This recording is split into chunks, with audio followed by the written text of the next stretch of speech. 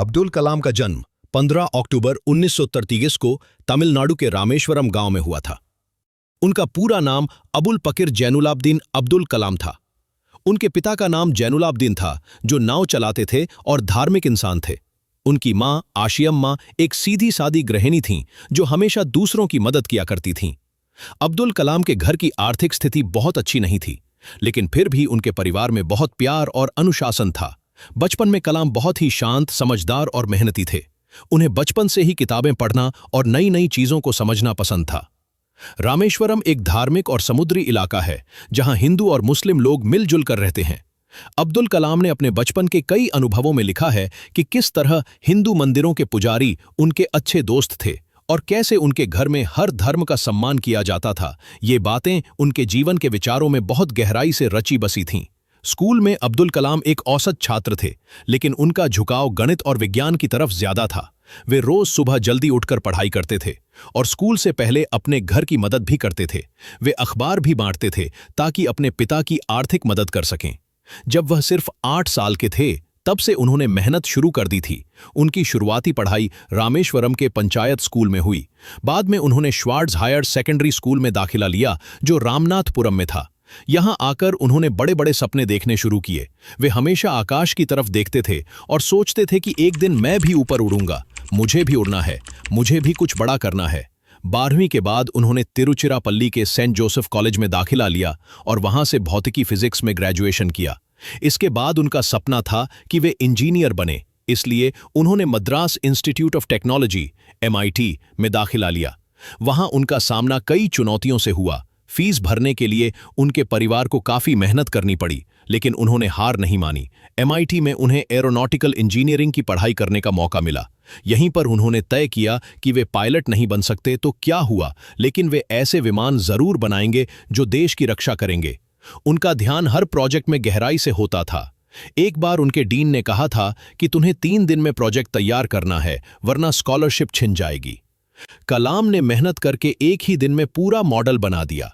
ये उनकी लगन और जुनून का उदाहरण है। 1998 में उन्होंने पोखरण में भारत का परमाणु परीक्षण किया।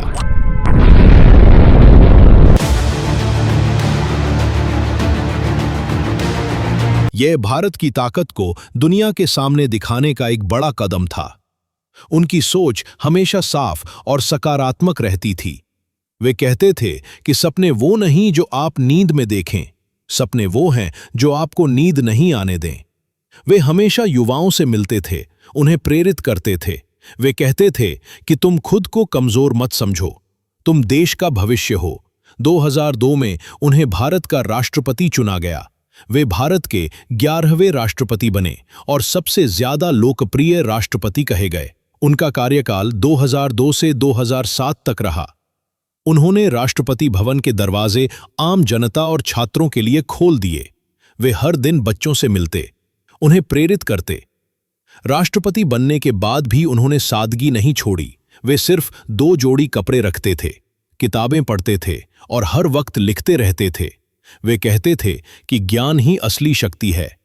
राष्ट्रपति पद से हटने के बाद उन्होंने कई यूनिवर्सिटीज में पढ़ाया, भाषण दिए, किताबें लिखीं, जैसे India 2020, wings of fire, ignited minds आदि। इन किताबों में उन्होंने अपने विचार और भारत को महान बनाने का सपना साझा किया है। 27 जुलाई 2015 को वे IIM शिलोंग में एक लेक्चर देने गए थे। वहीं मंच पर ही उन्हें दिल का दौरा पड़ा और वे गिर पड़े। अस्पताल ले जाने के बाद डॉक्टरों ने उन्हें मृत घोषित कर दिया। उनकी मृत्यु पर पूरा देश रो पड़ा। हर धर्म, हर क्षेत्र, हर उम्र का इंसान उन्हें श्रद्धांजलि देने आया। आज भी उनकी यादें, उनके विचार, उनकी किताबें और उनका जीवन हमें प्रेरणा देते हैं। डॉक्टर कलाम का सपना था कि 2020 तक भारत एक विकसित देश बने। उन्होंने कहा था कि भारत के पास सारी संभावनाएं हैं, बस जरूरत है एकजुट होकर मेहनत करने की। उन्होंने अपने जीवन में कभी हार नहीं मानी। वे हमेशा कहते थे कि फेल का मतलब है फर्स्ट अटेम्प्ट इन लर्निंग। उनका मानना था कि अगर हम सोच लें, सपना देख लें और मेहनत करें तो कोई भी लक्ष्य दूर नहीं। वे विज्ञान, शिक्षा और आत्मबल में विश्वास रखते थे। उन्होंने हर व्यक्ति को आत्मनिर्भर बनने की प्रेरणा दी।